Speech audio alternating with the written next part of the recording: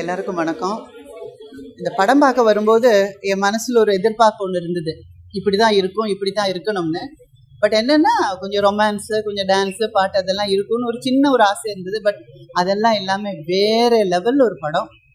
அதுவும் இல்லாமல் ஃபஸ்ட் அப்படி பிகினிங் வரும்போது என்ன சண்முகம் அப்படி சாஃப்டாக வந்துட்டு இருக்காரு, நம்ம ஆளை காணுமே, அந்த பர்சனாலிட்டி எங்கே அப்படின்னு சொல்லும்போது வந்தார் பாருங்க.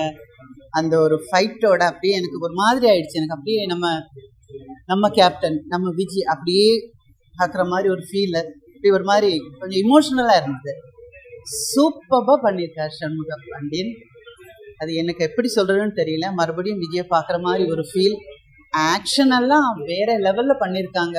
மியூசிக் அது வேறு, அந்த ஃபைட்டில் அந்த மியூசிக் வேறு இளையராஜா போட்ட உடனே அது ஒரு மாதிரி ஆயிடுச்சு.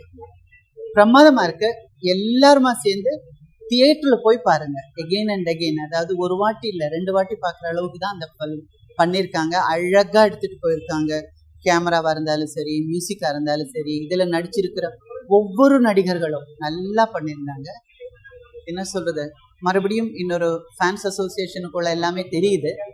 So I wish Shanmugam all the best. ரொம்ப ரொம்ப ரொம்ப நல்ல ஒரு ஃப்யூச்சர் அவருக்கு இருக்குது, இருக்கணும், இருக்கும். நம்மளாலேயும் உங்களாலேயும் அது உருவாகணும். Thank you so much. பாருங்கள், படத்தை பாருங்கள், உங்களுக்கு எல்லாருக்கும் பிடிக்கும்.